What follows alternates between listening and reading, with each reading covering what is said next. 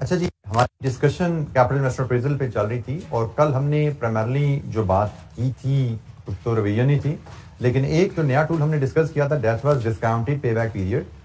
और फिर हमने दो फॉर्मेट्स एनपीवी या कैश फ्लो को अरेंज करने के लिए, हम एनपीवी अप्लाई करें या आईआरआर अप्लाई करें कि अगर हमारे कैश फ्लोज एनुटी शेप में आएंगे तो हम कैसे प्रेजेंट करेंगे, अगर हमारे कैश फ्लोज एनुअल हर साल का कैश फ्लो डिफरेंट है तो हम कैसे अप्लाई करेंगे। और इन फॉर्मेट्स को लेके और पेबैक पीरियड की डेफिनेशन को लेके हमने इलस्ट्रेशन 27 कल देखी थी। तो कोई सवाल जी कल की डिस्कशन से? जैसे कल हमने जाते हुए बात की थी कि अगला हमारा एजेंडा क्या होने वाला है, तो हम तीन जो एडजस्टमेंट्स हमने सीखनी है उनमें से पहली एडजस्टमेंट पे आज अपनी डिस्कशन स्टार्ट करेंगे, that is inflation in DCF. आप कोई भी डीसीएफ टूल अप्लाई करने चाहो, वो एनपीवी का है, वो आईआरआर का है, या वो डिस्काउंटेड पेबैक का है। डिस्काउंटेड पेबैक में तो अभी आप डिस्काउंटिंग आ गई ना, तो भी डीसीएफ टूल ही कहलाया। तो आप कोई भी कैश फ्लो का ऐसा टूल अप्लाई करना चाहो जिसमें डिस्काउंटिंग आए, तो वहां पे इन्फ्लेशन एक इनएविटेबल वेरिएबल है जो एग्जिस्ट करेगा, क्योंकि आप कैपिटल प्रोजेक्ट की अप्रेजल कर रहे हैं और कैपिटल प्रोजेक्ट की लाइफ कई साल होती है। कई सालों में उस बिजनेस की इन्वेस्टमेंट पे आपने रिटर्न जनरेट करनी है। और जब आप किसी भी प्रोजेक्ट की अप्रेजल का जो बेसिक फिनोमेना, बेसिक तरीका है, वो यही है कि भाई आप उस प्रोजेक्ट की इन्वेस्टमेंट देखो क्या है और उस प्रोजेक्ट की इन्वेस्टमेंट से आप फ्यूचर में क्या रिटर्न जनरेट करोगे। तो इन्वेस्टमेंट को फ्यूचर बेनिफिट से कंपेयर करना कि इसके कई तरीके हैं। आप एनपीवी मेथड से कंपैरिजन कर लो, आप आईआरआर मेथड से कंपैरिजन कर लो, आप पेबैक मेथड से कंपैरिजन कर लो इन्वेस्टमेंट और रिटर्न को, आप डिस्काउंटेड पेबैक मेथड से इन्वेस्टमेंट रिटर्न को कंपैरिजन कर लो। अल्टीमेटली आपको करना इन्वेस्टमेंट को रिटर्न से कंपैरिजन ही है। तो जब हम एक लॉन्ग टर्म प्रोजेक्ट में ये कंपैरिजन करने जाते हैं तो फ्यूचर जो रिटर्न्स होती हैं हमारे प्रोजेक्ट की, वो इनएविटेबली इन्फ्लेशन से इफेक्ट होती हैं। इन्फ्लेशन क्या है? जनरल राइज इन प्राइसेस, और हम इसको fall in value of money भी कह सकते हैं, क्योंकि जब प्राइसेस बढ़ती हैं तो आपके पैसे की वैल्यू कम हो जाती है। वैल्यू पैसे की basically is measured by purchasing power. पैसे की परचेजिंग पावर से उसकी वैल्यू मेजर होती है, और इन्फ्लेशन के आने से कीमतें बढ़ जाती हैं। तो अमाउंट आपके पास 1000 रुपए है तो उस 1000 रुपए की वैल्यू कम होती जाती है। You will be able to buy less with every passing day. तो यही चीज हमारे कैपिटल प्रोजेक्ट्स में भी रिफ्लेक्ट होती है कि आज हमने एक प्रोजेक्ट जब शुरू किया तो हम पहले साल शायद जो प्रोडक्ट बना रहे हैं उसकी कॉस्ट 10 रुपए आ रही है, पहले साल जो हम प्रोडक्ट बेच रहे हैं उसकी शायद प्राइस हमें 15 रुपए मिल रही है, लेकिन दूसरे साल में जाएंगे तो प्राइस भी शायद इन्फ्लेशन की वजह से बदल जाएगी और कॉस्ट भी शायद बदल जाएगी। तो इन्फ्लेशन जब एग्जिस्ट करती है, जो कि एक परमानेंट और एक फिनोमेना है, परमानेंट इकोनॉमिक फिनोमेना है, जब वो एग्जिस्ट करती है तो उसके इफेक्ट हमारे प्रोजेक्ट के ऊपर आएंगे। और वो इफेक्ट हमारे प्रोजेक्ट पे क्या है? एक तो हमने कहा कि हमारे कैश फ्लो जो है वो इनफ्लो है या आउटफ्लोज है, इन्फ्लेशन की वजह से वो इन्फ्लेट हो जाते हैं, बढ़ जाते हैं। रेवेन्यू भी प्राइस के बढ़ने से बढ़ जाएगा और कॉस्ट भी इन्फ्लेशन के बढ़ने से बढ़ जाएगी। तो हमारी सिर्फ कैश फ्लोज पे ही इन्फ्लेशन का इफेक्ट नहीं आता, इन्वेस्टर के रिक्वायर्ड रिटर्न पे भी इन्फ्लेशन का असर आता है। जैसे एक सिंपल सी मिसाल है, आप को एक इन्वेस्टमेंट अपॉर्चुनिटी मिल रही है 5% रिटर्न की, कि जी 5% रिटर्न है, इन्वेस्टमेंट करनी है। एक कंट्री में इन्फ्लेशन 1% है, वहां पे 5% रिटर्न है। दूसरे कंट्री में इन्फ्लेशन 5% है, उधर भी 5% रिटर्न है। तो अगर आप एवेल्युएट करोगे इनको क्रिटिकली तो आपको यकीनन नजर आएगा भाई कि कंट्री ए में इन्वेस्ट करना ठीक है, कंट्री बी में आप इन्वेस्ट नहीं करना चाहोगे 5% पे, क्योंकि कंट्री बी में 100 रुपया लगाओगे, साल बाद 105 मिलेगा। यही कह रहा है ना, ये 100 रुपया इन्वेस्ट करोगे, साल बाद 105 मिलेगा। और जो चीज आज वहां पे 100 की बिकती है, साल बाद वो, तो आपकी परचेजिंग पावर में कोई इजाफा हुआ? जो चीज आज 1 यूनिट खरीद सकते हो, साल बाद भी 1 यूनिट खरीद पाओगे। बट यहां पे क्या है, आप 100 रुपया लगाओगे, साल बाद 105 मिलेगा, और जो चीज आज 100 की मिलती है, साल बाद, इसका मतलब you will be able to buy मोर।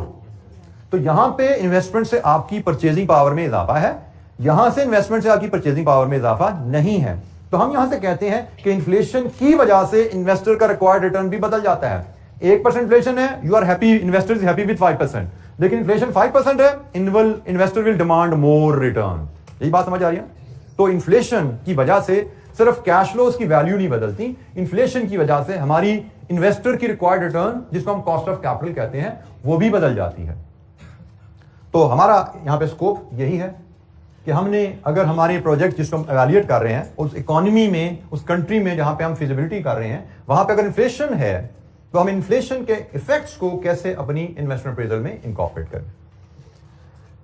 अच्छा, इन्फ्लेशन को हमने अपने प्रोजेक्ट में कैसे डील करना है उसको समझने के लिए, इसकी अंडरस्टैंडिंग के लिए 4 बेसिक सी टर्म्स हैं, ये मैं आपको एक्सप्लेन करूंगा और इसके बाद फिर हम how to deal with inflation in investment appraisal उस पर बात करेंगे। वेरी बेसिक डेफिनेशन के साथ ये सारी टर्म्स आपके नोट्स में अवेलेबल हैं आपके पास, पेज नंबर 22, 23 पे हम बात कर रहे हैं, तो यहाँ पे सारी चीज़ें आपके पास अवेलेबल हैं। तो अच्छा जी, इन चारों टर्म्स को समझने के लिए हम एक छोटा सा केस बिल्ड कर लेते हैं, एक छोटी सी एग्जांपल यहाँ पे क्रिएट करते हैं, उसकी मदद से मैं आपको ये चारों चीज़ें एक्सप्लेन करता हूँ। हम इन्फ्लेशन इन DCF की बात कर रहे हैं। अच्छा जी, केस यह है कि आज आप अगर किसी जगह से, हम फॉर द टाइम बीइंग हम कहते हैं जब इन्वेस्ट करें ₹1000 at 15% per annum, तो after 1 year how much money will get? 1000 15% पे इन्वेस्ट करें तो 1000 पे 15% आपको 150 रुपए आपको मिलेगी, रिसीव 1150। तो इस बेसिक्स एग्जांपल पे हम बिल्ड करते हैं वो चारों टर्म्स की अंडरस्टैंडिंग। हमारी पहली टर्म है मनी कैश फ्लो, जिसको मैं एब्रीवेट कर देता हूं MCF से। मनी कैश फ्लो से क्या मुराद है? मनी कैश फ्लो से मुराद है actual cash that we pay और we receive, this is money cash flow. क्या हमने जो पे किया बैंक को वो क्या है? 1000 रुपया। जो बैंक से वसूल किया वो क्या है? 1150। Physical cash which we can hold, which we can put in our wallet, which we can spend at any time, उसको हम मनी कैश कहते हैं। पैसा, एक्चुअल पैसा, that is called money cash. तो हमारे केस में, इस केस में जिसमें हम आज 1000 रुपया इन्वेस्ट कर रहे हैं, ये भी मनी कैश फ्लो है, और साल बाद 1150 हमें मिल रहा है, ये भी मनी कैश फ्लो है।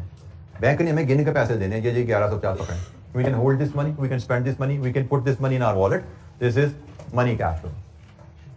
दूसरी जो हमारी टर्म है that is money rate of return. Money rate of return, इसको मैं एब्रीवेट कर लेता हूं MRR से।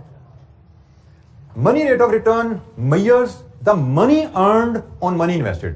पैसे पे पैसा हम कितना कमा रहे हैं वो मनी रेट मेजर कर रहा है। जैसे हमने बैंक में 1000 रुपए इन्वेस्ट किए और इन 1000 रुपए के ऊपर हमने बैंक से 1150 एक्स्ट्रा इनकम वसूल की, तो हमने 1000 रुपए पे 150 इनकम कमाई। ये इनकम हमारी इन्वेस्टमेंट के कितने परसेंट है? 15%। तो ये जनाब मनी रेट ऑफ रिटर्न है 15%। बैंकों के जितने भी इंटरेस्ट रेट होते हैं they are all money interest rate. वो आपको पैसे पे पैसा आपको देते हैं, पैसे पे पैसा आपसे लेते हैं। जो पैसे दिए आपसे कहते हैं जी 10% सालाना इस पे ऐड करके वापस कर देना।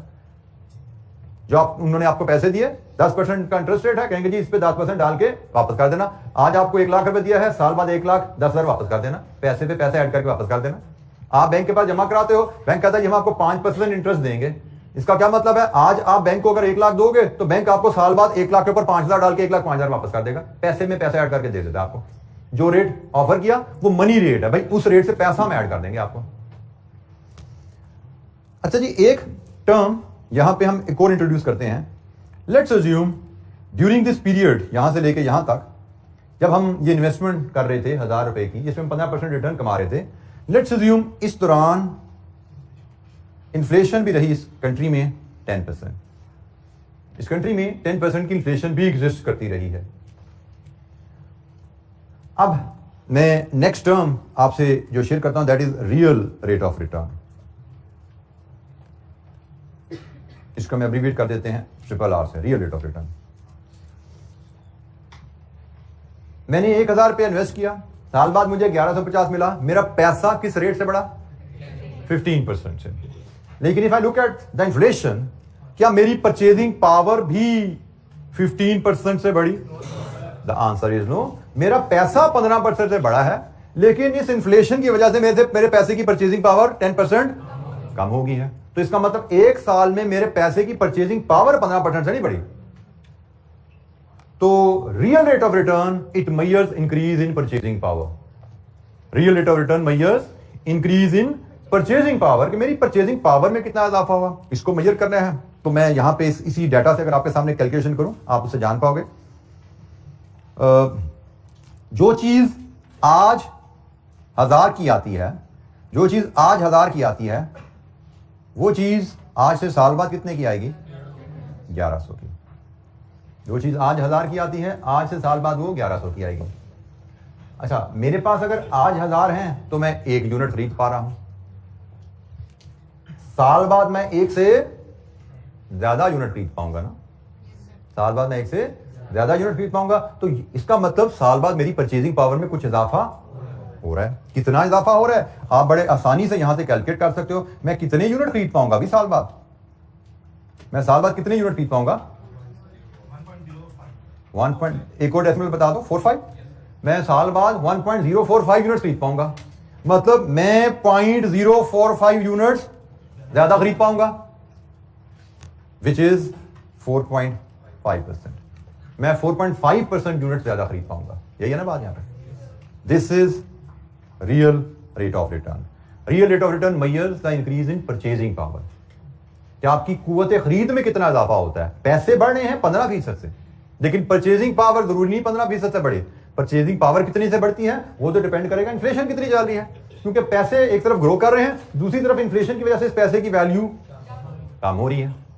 तो इनका नेट इंपैक्ट जो हमारी वेल्थ पे आता है वो 4.5% नजर आ रहा है। ये ख्याल रखना है 15 - 10 5 नहीं है ये रिलेशनशिप। ये रिलेशनशिप सिंपली 15 - 10 5 नहीं है। ये रिलेशनशिप का आंसर हमारे सामने आ रहा है 4.5%। कि हमारी वेल्थ में इस साल में इजाफा होगा। पैसे 15% से जरूर बढ़े हैं, लेकिन हमारी परचेजिंग पावर कुव्वत खरीद में सिर्फ 4.5% का इजाफा आया है। जो चीज हम साल पहले 1000 की लेते थे वो आज हमें 1100 की मिलेगी। हमारे पास 1150 हैं तो हम कितने यूनिट खरीद पाएंगे? 1.045। हम 0.05 एक्स्ट्रा खरीद पाए ना, तो 0.045 का मतलब 4.5%। हम 4.5% यूनिट ज्यादा खरीद पाएंगे। हमारी कुव्वत खरीद में 4.5% का इजाफा आया है। इसका मतलब इस ट्रांजैक्शन में, इस ट्रांजैक्शन के नतीजे में, इस इन्फ्लेशन रेट को देखते हुए हमारी वेल्थ में, हमारी परचेजिंग पावर में 4.5% का इजाफा आया। Real rate of return measures the rate of increase in purchasing power. Money rate of return measures rate of increase in money, पैसा किस तरह ग्रो कर रहा है। और real rate of return measures increase in purchasing power, आपकी purchasing power किस rate से ग्रो कर रही है। जी बेटा, बेटा पैसा तो 15% से, मनी रेट ऑफ रिटर्न। हमने 1000 रुपया बैंक को दिया था, पैसा जब हम मनी रिटर्न की बात कर रहे हैं तो हम कैश में इजाफा बात कर रहे हैं। कैश मेरा किस रेट से ग्रो किया है? तो कैश तो मेरा 1000 से 1150 पे चला गया। रियल कैश फ्लो पे तो मैंने लफ्ज यूज ही नहीं किया अभी तक। लिखा हुआ कहीं लिखा ही हुआ रियल कैश फ्लो। अभी तो हम बात कर पाए हैं 3। मनी कैश फ्लो क्या है? जो पैसा कैश, ये मनी कैश फ्लो है। दूसरा हमने कहा मनी रेट ऑफ रिटर्न क्या है? पैसा जब हम इन्वेस्ट करते हैं, पैसा जिस रेट से ग्रो कर रहा है वो मनी रेट ऑफ रिटर्न है। तीसरी मैंने रियल रेट ऑफ रिटर्न की बात की कि भाई मनी रेट ऑफ रिटर्न पैसे में ग्रोथ मेजर कर रहा है, रियल रेट ऑफ रिटर्न आपकी परचेजिंग पावर में ग्रोथ मेजर करता है। परचेजिंग पावर में ग्रोथ को हम इंक्रीज इन वेल्थ भी कहते हैं, क्योंकि आप कितने दौलतमंद हैं, it is not measured by the quantity of the money you have, it is measured by the purchasing power that your money has. जैसे बचपन में, हमारे बचपन में एक टर्म होती थी किसी अमीर को बताने की, बड़ा अमीर है, उसके जरूर आता था वर्ड लाखपति है। कुछ जमाने में जिसके पास लाख होते थे समझाता है ये बहुत ही अमीर है, क्योंकि उस जमाने में लाख में, मैं आज से अगर 35-40 साल पुरानी बात करूं तो लाख में जो पीस ऑफ लैंड आता था आज वो 10 करोड़ का भी नहीं आता। उस जमाने में आप समझो 1 लाख से 35 साल पहले लाख की वैल्यू आज के 10 करोड़ से भी ज्यादा थी। तो जो उस जमाने में लाखपति की टर्म थी वो इमारत के लिए थी, लेकिन वही लाख जिसके पास आज है वो तो अमीर नहीं समझा जाता। उसको तो हम सफेदपोशी शायद कह सकते हैं, जिस पर लाख रुपए की कुछ सेविंग पड़ी हुई है, या शायद वो सफेदपोश के लेवल से भी एक नीचे होगा नॉच, लोअर मिडिल क्लास में, मे बी लोअर क्लास से बिलोंग करता होगा, जिस पर 1 लाख की सेविंग है। तो it is not the money that measures your wealth, it is the purchasing power of the money that measures your wealth. तो यहां पे हम रियल रेट ऑफ रिटर्न में बात कर रहे हैं कि real rate of return measures the increase in purchasing power, it measure increase in wealth. हमारी वेल्थ किस रेट से बढ़ी है? 4.5% है। अच्छा जी, लास्ट टर्म हमारी real cash flow.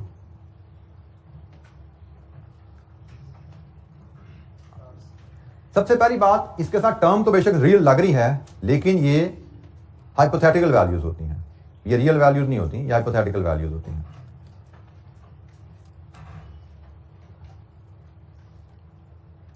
Real cash flow क्या मेजर करते हैं? रियल कैश फ्लो में बताते हैं फ्यूचर में जो हमें पैसा जो आना है या हमें किसी को पे करना है फ्यूचर में, साल बाद 2 साल बाद, अगर हम उस पैसे में से इन्फ्लेशन के असरात को माइनस करें, for example real cash flow को समझने के लिए, साल बाद अगर मेरे पास 1150 हैं, तो अगर इन्फ्लेशन एग्जिस्ट ना करे, या इन्फ्लेशन के फैक्टर उसमें से निकालें, तो ये साल बाद का 1150 आज के कितने पैसे के बराबर है? That is real cash flow. ये साल का 1150 आज के कितने पैसे के बराबर है? तो हम इसके लिए कैलकुलेट कर सकते हैं बड़े आसानी से कि भाई जो चीज आज x रुपीस की है, साल बाद वो 10% इन्फ्लेशन के बाद अगर 1150 की मिल रही है, तो जो चीज साल बाद हम 1150 की लेते हैं वो आज कितने की है? जो साल बाद हम 1150 की ले पाएंगे वो आज कितने की मिल रही है? 1045। This is your real cash flow. Real cash flow क्या बता रहा है कि फ्यूचर में जो पैसा आपको आना है या आपकी जेब से जाना है, वो परचेजिंग पावर के हिसाब से आज के कितने पैसे के बराबर है। मतलब फ्यूचर में इससे जो कुछ आप खरीद पाओगे, आज वो चीज कितने पैसों से खरीद सकते हो। फ्यूचर में 1150 से जो चीज आप बाय कर सकते हो, आज वही चीज आप 1045 में बाय कर सकते हो। This is real cash flow कि भाई साल बाद जो 1150 आना है उसकी वैल्यू आज के हिसाब से, परचेजिंग पावर के हिसाब से आज के 1045 के बराबर है। But this is hypothetical value. आपको असल में साल बाद आना है 1150, साल बाद का 1150 आज के परचेजिंग पावर के हिसाब से 1045 के बराबर है। Real cash flow the hypothetical values. तो हमें ये 4 टर्म्स हैं जिनका इनसे हमारा ताल्लुक वास्ता पड़ता रहेगा। इनका हम एक रिलेशनशिप भी हम सीख लेते हैं। मनी कैश फ्लो का रियल कैश फ्लो से रिलेशनशिप की इक्वेशन और मनी रेट की रियल रेट से रिलेशनशिप की इक्वेशन, 2 इक्वेशन हम ये सीखते हैं और फिर हम अपनी डिस्कशन को आगे लेके चलेंगे। मनी रेट और रियल रेट के रिलेशनशिप की इक्वेशन है, मनी रेट ऑफ रिटर्न को अगर हम एम से लिखें, रियल रेट ऑफ रिटर्न को अगर हम आर से डिनोट करें और इन्फ्लेशन को अगर हम आई से डिनोट करें, तो हमारे पास एक फिशर फार्मूला अवेलेबल है। फिशर फार्मूला अवेलेबल है और ये फार्मूला है 1 + m = 1 + r × 1 + i। We must remember this formula क्योंकि एग्जाम में हमें इस रिलेशनशिप की जरूरत पड़ने वाली है। सिंपल सा फार्मूला है, हमें एग्जाम में इस रिलेशनशिप की कई दफा जरूरत पड़ने वाली है। हमने जो भी केस डिस्कस किया उसी के मुताबिक अगर देखें कि अगर आपको बैंक 15% रिटर्न ऑफर कर रहा है और आपकी इकोनॉमी में इन्फ्लेशन 10% चल रही है, तो आप किस रेट से आपकी वेल्थ ग्रो करेगी, आप इसको 0.045 या 4.5% यहां से कैलकुलेट कर सकते हैं। तो फ्यूचर में अगर हमें रियल रेट, मनी रेट और इन्फ्लेशन का रिलेशनशिप को स्टडी करना है, मनी रेट से रियल रेट वर्कआउट करना है या रियल रेट से मनी रेट वर्कआउट करना है, we will use this equation. ऊपर मैंने केस आपको समझाया, लेकिन आइंदा हम इस इक्वेशन की मदद से रियल रेट और मनी रेट के रिलेशनशिप को यूज करेंगे, कैलकुलेट करेंगे। फिशर फार्मूला, अगर मनी रेट जैसे ऊपर एग्जाम्पल में 15% है और अगर इस साल में इन्फ्लेशन 10% रही है, तो आपकी रियल रेट क्या होगा, आपकी परचेजिंग पावर इस साल में किस रेट से बढ़ेगी? 4.5%। ये मैंने जैसे पहले भी बोला, relationship is not simply m = r + i। m = r + i relationship हो तो उसको हम कहते हैं मैथमेटिक्स में एडिटिव रिलेशनशिप। तो m r i का रिलेशनशिप एडिटिव नहीं है, इसको हम कहते हैं multiplicative relationship. 1 + i multiplied with 1 + r it is equal to 1 + m, इसको हम कहते हैं मल्टीप्लिकेटिव रिलेशनशिप। तो इनका रिलेशनशिप आपस में मल्टीप्लिकेटिव है, एडिटिव नहीं है। याद रखिएगा, फिशर फार्मूला की मदद से हम रेट्स को एडजस्ट करते हैं। इसी तरह हमें बाज़ का एग्जामिनर कहता है कि भाई आपकी एक प्रोडक्ट आप जो बेचने जा रहे हो वो आज के हिसाब से आज की तारीख में वो 100 रुपए की है। आज की तारीख में एक प्रोडक्ट 100 रुपए की बिकती है, लेकिन आपको प्राइस एक प्रोडक्ट की बताई जाती है, टुडेज प्राइस आज के हिसाब से 100 रुपया है, और साथ आपको कहा जाता है कि फ्यूचर में इस पे इन्फ्लेशन आएगी, वो होगी 10% पर एनम। और फिर आपसे कहा जाए अच्छा प्राइस तो आज के हिसाब से 100 की है, 10% इन्फ्लेशन है, और हमसे कहा जाता है भाई हमारी नेक्स्ट ईयर प्राइस क्या होगी इसकी, तो वो होगी जी सिंपली 100 × 1.1 110। हमसे कहा जाए आफ्टर 3 ईयर इसकी प्राइस क्या होगी, तो सिंपली 100 × 1.1 ⁻³ ऐसे ही है। साल बाद ये है, 2 साल बाद ⁻² हो जाएगी, 3 साल बाद ⁻³ होगी, क्या बना 133। ये जो हमें रिलेशनशिप गिवन है, हमें प्राइस के बारे में हमें इस तरह के डेटा दिया जा सकता है। अब इसको समझिए, ये मनी कैश फ्लो है। साल बाद हमें कितना पैसा आएगा ये बेच के एक प्रोडक्ट 110 रुपए, 3 साल बाद कितना पैसा आएगा प्रोडक्ट बेच के 133 रुपए, लेकिन साल बाद का 110 आज के 100 के बराबर है, 3 साल बाद का 133 आज के 100 के बराबर है। हमें पैसा ज्यादा आएगा,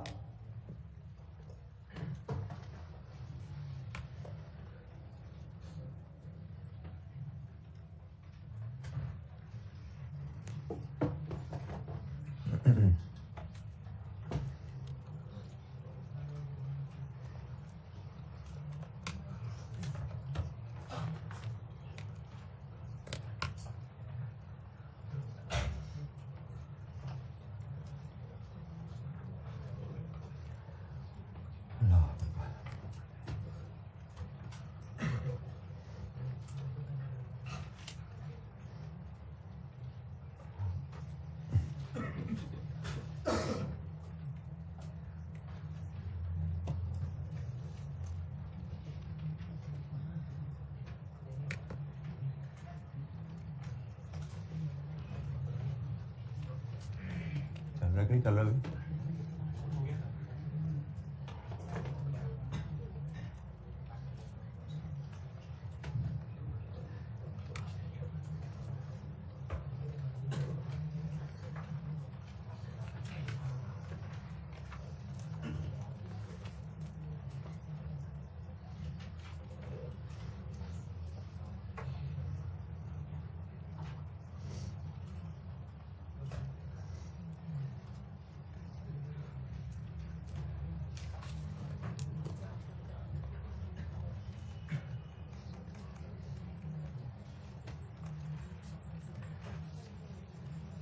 अच्छा जी, हम इस डिस्कशन की बेसिस पे रियल कैश फ्लो और मनी कैश फ्लो का रिलेशनशिप भी बना सकते हैं, which is simply compounding equation. Money cash flows equal to real cash flows into 1 plus i raised पर एन। के एक प्रोडक्ट जो आज 100 रुपए की है, साल बाद कितने की बिकेगी? हमने यही फॉर्मूला लगाया, real cash flow into 1 plus i raised पर 1। 3 साल बाद कितने की बिकेगी? Real cash flow into 1 plus i raised पर 3, वैल्यू आ गई। तो हमारे पास एक ये फार्मूला रहेगा अगर कभी हमें real cash flow money cash flow में अदल बदल करना हो, और एक ये फार्मूला रहेगा अगर हमने कभी रियल रेट और मनी रेट में अदल बदल करना हो। तो हम कैश फ्लोज को भी कन्वर्ट कर सकते हैं रियल से मनी में, मनी से रियल में, और रेट को भी कन्वर्ट कर सकते हैं रियल से मनी में, मनी को रियल में, इन फार्मूलाज की मदद से। इनकी बेसिक सी एक्टिविटीज हमारे पास अवेलेबल है, एक्टिविटी 1 एंड एक्टिविटी 2। जरा ये परफॉर्म कीजिए, पेज 24 पे आपके पास आ रही हैं। क्लास एक्टिविटीज हैं जनाब, आपको फिशर फार्मूला की गालिबन एप्लीकेशन है ये। Activity 1 and activity 2। एक्टिविटी 1 में आपसे क्या कहा जा रहा है? Calculate the annual rate which depositors wealth will grow in the next year. मतलब आपको रियल रेट डिटरमिन करने को कहा जा रहा है। Bank offers interest rate on deposit 13%। Bank का ऑफर रेट हमेशा मनी रेट होता है, एम होता है। Inflation is expected next year 6%। आई भी गिवन है आपको, तो एम भी अवेलेबल है, आई भी अवेलेबल। आपसे कहा जा रहा है रियल रेट बताइए क्या है।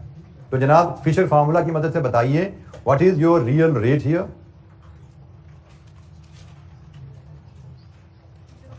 One plus 13 is equal to 1 plus r into 1 plus 6। ख्याल कीजिएगा, आई रेट्स जब हम फार्मूला में डालते हैं तो उसको फ्रैक्शन में फीड करते हैं। 13% का मतलब 13/100.13 है, 6% का मतलब 6/100 मतलब 0.06 है। तो जनाब यहां से बताइए आर क्या आ रहा है? 603 जी। ये कैलकुलेशन ठीक है जी। रियल रेट, किसी बच्चे को कोई दिक्कत हो तो पूछिएगा। नेक्स्ट एग्जाम्पल, हम यहाँ पे रियल से मनी, मनी से रियल कन्वर्जन करनी पड़े, उसकी एक छोटी सी एक्टिविटीज हम देख रहे हैं। Mister A wants to achieve annual growth on 15% in wealth.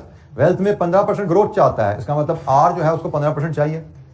Calculate the annual income that mister A should earn if expected inflation is 5%। अगर इन्फ्लेशन 5% है तो मिस्टर ए किस रेट पे इनकम कमाए? एम कैलकुलेट करना जी हमें। तो बताइए जनाब एम क्या आता है यहां से? 20.75%। अगर 15% से इन्वेस्टर चाहता है उसकी वेल्थ बढ़े और इन्फ्लेशन 5% है तो उसको इनकम, पैसा जो कमाना पड़ेगा वो 20.75% से कमाना पड़ेगा।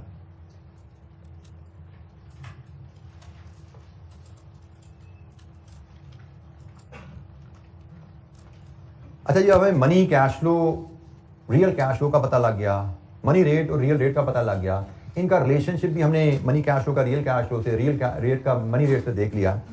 अब एग्जाम के लिहाज से एक असूल सीखते हैं। एग्जाम का असूल याद रखिए कि अगर आपको कभी मनी कैश फ्लोज को डिस्काउंट करने हैं तो आपको मनी रेट यूज करना है, अगर आपको रियल कैश फ्लोज को डिस्काउंट करना है तो आपको रियल रेट यूज करना है। लेकिन रियल कैश फ्लोज को किसी खास हालात में ही आप डिस्काउंट करते हैं। हम मोस्ट ऑफ द केसेस में मनी कैश फ्लोज को मनी रेट पर डिस्काउंट कर रहे होंगे। ये ऑप्शन हम सिर्फ तब लगाएंगे, only use when company is not paying taxes and only one inflation rate affects the project cash flow. अगर कंपनी टैक्सेस भी नहीं पे कर रही और सिर्फ एक इन्फ्लेशन रेट है जो कंपनी के कैश फ्लोज को अफेक्ट करता है, अगर तो ये दोनों सिचुएशन एग्जिस्ट करें तो आप रियल कैश फ्लोज को रियल रेट पर डिस्काउंट करेंगे। अगर इन दोनों में से कोई एक भी सिचुएशन एग्जिस्ट ना करे, मिसिंग हो, तो आप मनी कैश फ्लोज को मनी रेट से डिस्काउंट करेंगे। रियल कैश फ्लोज को रियल रेट पर डिस्काउंट करना is quick and efficient. Real cash flows को इन्फ्लेट करके इन्फ्लेशन में डालना और डिस्काउंट करना, इट्स अ लेंथी प्रोसेस। तो इसलिए हमने आइडेंटिफाई कर लिया कि भाई अगर हम एफिशिएंसी से काम कर सके इन कंडीशन की एग्जिस्टेंस में तो हम एफिशिएंसी से काम करेंगे। अभी हम एग्जांपल्स देखेंगे सारे सिनेरियोज की। लेकिन अगर ये कंडीशंस दोनों एग्जिस्ट में से कोई एक भी एग्जिस्ट नहीं करती तो हमें इस ऑप्शन पे जाना पड़ता है। तो फिलहाल हम पहली एक एक्टिविटी देखते हैं कि भाई हम रियल कैश फ्लोज को रियल रेट पे कैसे डिस्काउंट कर सकते हैं, और उसी डाटा को अगर मनी कैश फ्लोज पे डिस्काउंट करके हमने लेनी है एनपीवी तो हम कैसे कर सकते हैं। तो बेसिक असूल इज, अगर इसको अगर और अंदाज में समझना है, money cash flows inflated cash flows है, ऐसा ही है। मनी कैश फ्लोज की वैल्यू ज्यादा होती है रियल कैश फ्लो की निस्बत। मतलब जैसे मुझसे कहा जाए जी आज से साल बाद, हम ये मिसाल ले रहे थे, आज से साल बाद हमारी प्रोडक्ट बेच के कितने पैसे आएंगे, 110। लेकिन साल बाद जो 110 आने हैं आज के हिसाब से तो 100 ही है ना, इनकी रियल वैल्यू तो 100 ही है। तो रियल वैल्यू कैश फ्लो की कम होती है, मनी वैल्यू कैश फ्लो की ज्यादा होती है। इसी तरह रियल रेट कम होता है, मनी रेट ज्यादा होता है। तो आप इस असूल को इस इंफॉर्मेशन के मुताबिक आप देखिए।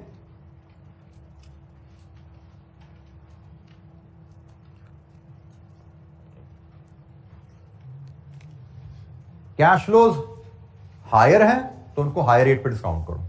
डिस्काउंटिंग क्या होती है, डिडक्शन, कटौती, ऐसे ही है। डिस्काउंटिंग में हम कैश फ्लोज में से कुछ कटौती कर रहे हैं। तो अगर आपके कैश फ्लोज हाई वैल्यू पे हैं उनमें कटौती ज्यादा करनी पड़ेगी। अगर आपके कैश फ्लोज लोअर वैल्यू पे हैं तो उनमें कटौती भी लोअर रेट से करनी पड़ेगी। ठीक है, तो ये बेसिक एक प्रिंसिपल है। अगर आपके कैश फ्लोज हाई हैं, इन्फ्लेटेड है, तो हायर रेट जो मनी रेट होता है उससे डिस्काउंट करें। अगर आपके कैश फ्लोज अनइन्फ्लेटेड है, उनमें इन्फ्लेशन अभी लोड नहीं हुई भी, तो रेट भी वो यूज करें जो इन्फ्लेशन के असर से आजाद है, रियल रेट।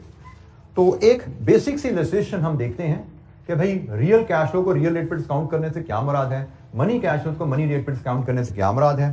बेसिक सी इलस्ट्रेशन है जी हमारे पास, इलस्ट्रेशन नंबर 28, पेज 24 पे ही, illustration 28।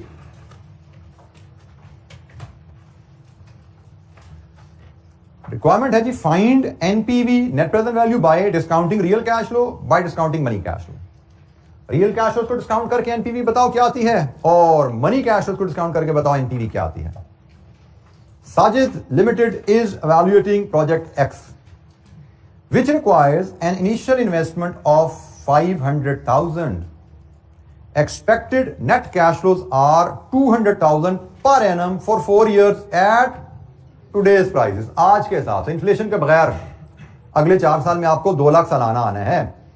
However, these are expected to rise by 5.5% per annum because of inflation.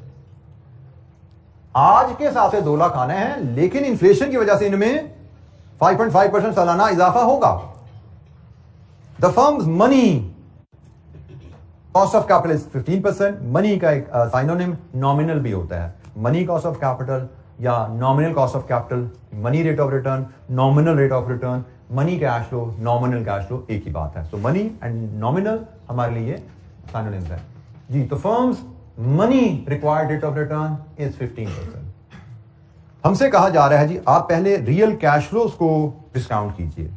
तो रियल कैश फ्लोज को डिस्काउंट करना है तो मतलब कैश फ्लोज में इन्फ्लेशन ऐड नहीं करनी, और उनको डिस्काउंट करना है तो हमें पता है ये डिस्काउंटिंग तो रियल रेट पे की जाती है। तो हम पहले रियल कैश फ्लोज इस प्रोजेक्ट के आइडेंटिफाई करते हैं और फिर रियल रेट आइडेंटिफाई करेंगे और रियल कैश फ्लोज को रियल रेट पे डिस्काउंट करते हैं। अच्छा, रियल कैश फ्लोज हमारे पास प्रोजेक्ट के देखें, इन्फ्लेशन नहीं ऐड करनी। अगर इन्फ्लेशन ऐड नहीं करनी तो हमारे प्रोजेक्ट कैश फ्लोज 2 लाख पे कांस्टेंट है, एन्युटी। हमारे कैश फ्लोज 2 लाख पे कांस्टेंट है, एन्युटी बनती है। तो हम इलस्ट्रेशन 28 से जब डील करने जाएंगे,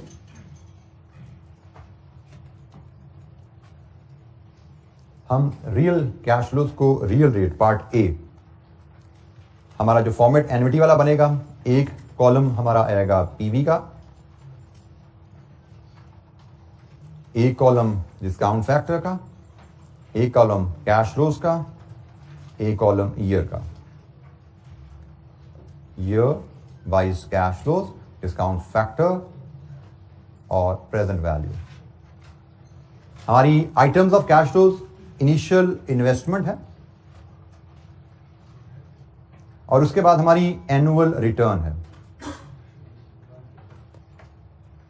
इनिशियल इन्वेस्टमेंट हमें आज करनी है और ये कितनी है जी इनिशियल इन्वेस्टमेंट? 500,000 और इसके नतीजे में हमें 4 साल, यहां पे हम इसको मैं एक वर्ड ऐड करता हूं तो रियल, हमें 4 साल 1 से लेकर 4 साल तक रियल टर्म में 2 लाख की रिटर्न आएगी। These are my real cash flows. कि अगर हम ये प्रोजेक्ट करते हैं तो मेरे प्रोजेक्ट के रियल कैश फ्लोज के हैं। इन रियल कैश फ्लोज हमारा आज के हिसाब से वैल्यूज क्या है कैश फ्लोज की। इन्फ्लेशन की वजह से इनको हमने कोई एडजस्टमेंट इनमें नहीं की। आज के हिसाब से इन्वेस्टमेंट 5 लाख, आज के हिसाब से अगले 4 साल में रिटर्न 2 लाख। और आज के हिसाब से जब हमने रियल कैश फ्लोज लिए हैं तो इनको डिस्काउंट करने के लिए हमें रेट भी रियल चाहिए, जो कि क्वेश्चन में अवेलेबल नहीं है। हम एक वर्किंग वन पे जाते हैं और वहां से रियल रेट निकाल के लाएंगे यूजिंग फिशर फार्मूला।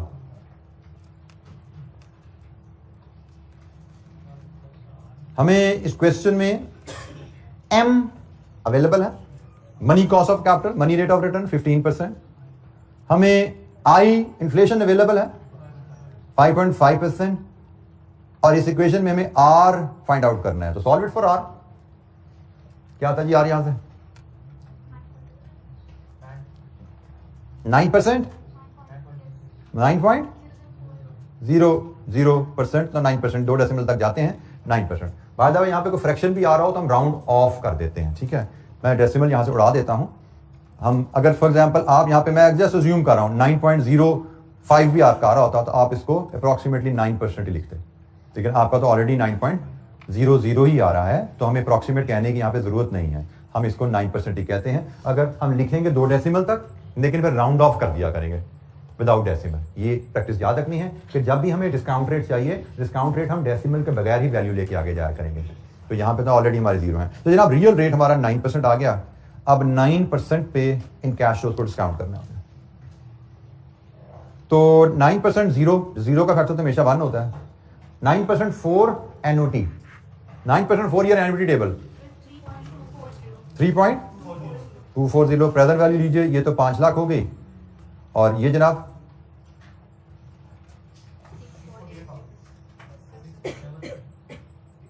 648,000, तो net present value 148,000 positive. Real cash flows को डिस्काउंट करके एनपीवी निकाली है। रियल कैश फ्लोज को डिस्काउंट रियल रेट पे किया जाता है। रियल कैश फ्लो से मराद वो कैश फ्लो जिनमें इन्फ्लेशन ऐड नहीं की गई। हमें टुडेज टर्म में कैश फ्लो दिए गए थे, टुडेज टर्म के कैश फ्लोज लेके हमने उनको रियल रेट पे डिस्काउंट कर दिया, रियल कैश फ्लोज को रियल रेट पे डिस्काउंट किया, एनपीवी हमारे पास आ गई 148,000। जी जनाब, एनी क्वेश्चन, कोई सवाल?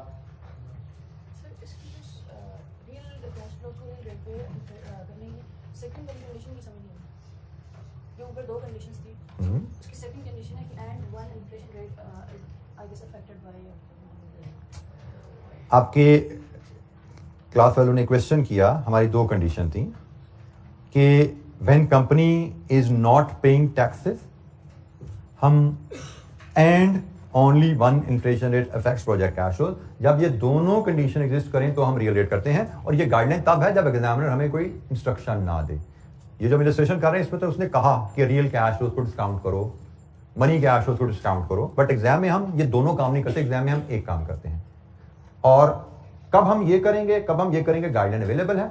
हमने यहां पे लिखा है कि हम ये सिर्फ तब इस्तेमाल करेंगे जब हमें ऑप्शन दी जाएगी, हम सिर्फ तब इस्तेमाल करेंगे जब कंपनी टैक्सेस नहीं पे करी and only one inflation rate. Reality में जैसे मैं अगर आपको क्वेश्चन नंबर पिछली इलस्ट्रेशन पे लेके जाऊं 27 पे, इलस्ट्रेशन 27 में हमने डाटा देखा था एक प्रोजेक्ट का, 4 साल लाइफ की इसकी, price per unit, material cost per unit, labour and overhead. अगर इस इकोनॉमी में इन्फ्लेशन आए तो क्या जरूरी है कि इन्फ्लेशन प्राइस, मटेरियल कॉस्ट और लेबर के लिए एक सेम रेट ही हो?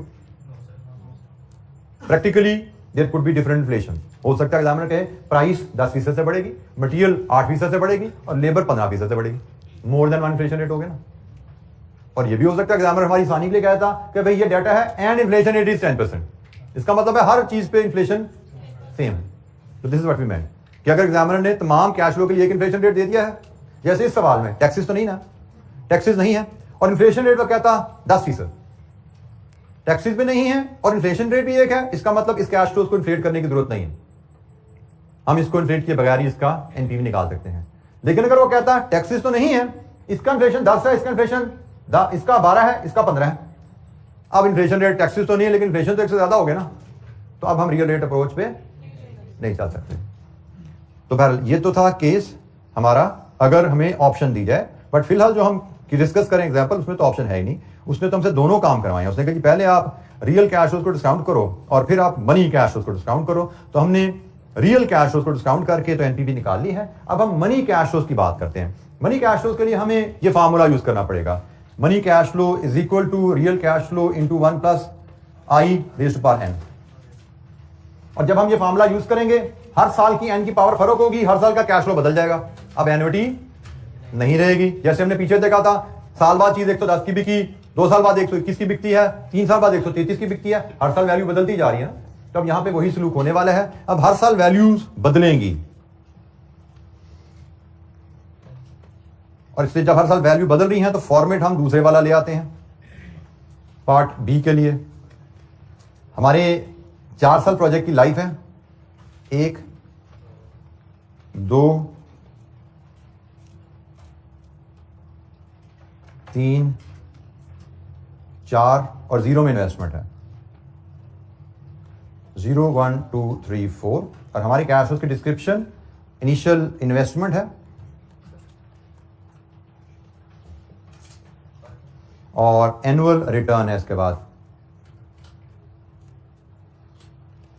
इनिशियल इन्वेस्टमेंट तो 5 लाख है और ख्याल करना है आपने inflation only effect future cash flow. Initial investment पे तो इन्फ्लेशन का कोई असर नहीं आएगा, inflation only effect future cash flow और फ्यूचर कैश फ्लो में तो सिर्फ रिटर्न है। और इसका हमारा फार्मूला रहेगा 200,000 real cash flow into 1 plus inflation raised to power n. N corresponds to year, n की वैल्यू बदलते जाएं और मनी कैश फ्लो लाते जाएं। ईयर 1 का money cash flow 2 lakh into 1.055 211 000 raised to power 2 222 605 raised to power 3 234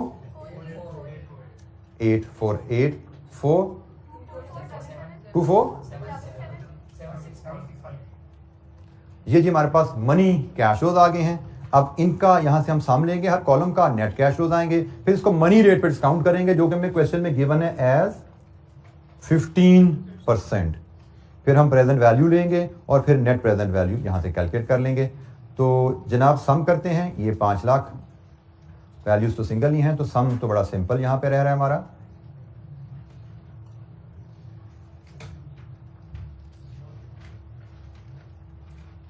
जी 15% पे values लाइए क्या है,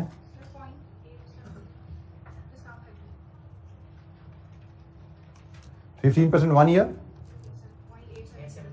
0.870 0.870 0.756 0.658 0.572 और 0 का जो कैश फ्लो है इसका फैक्टर 1 होता है। तो लीजिए जनाब हर कैश फ्लो को इसके रिस्पेक्टिव फैक्टर से मल्टीप्लाई कीजिए, प्रेजेंट वैल्यू आएगी और फिर नेट प्रेजेंट वैल्यू की फिगर, मुझसे नेट प्रेजेंट वैल्यू की फिगर आप शेयर कीजिए, फाइनल नेट प्रेजेंट वैल्यू की फिगर बताइए क्या है।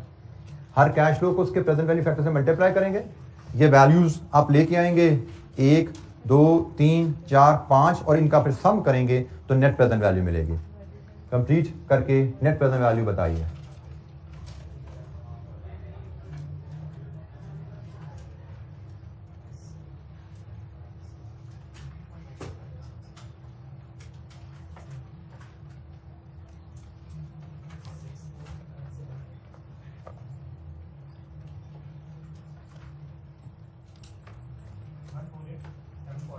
वन 148,769।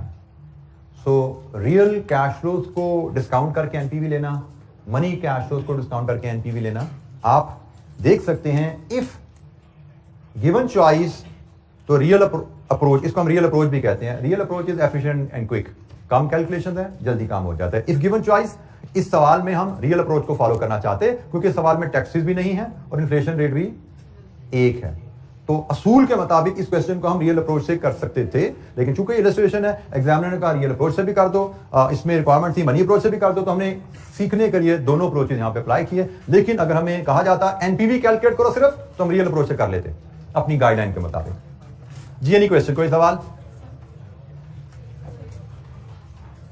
जी बेटा।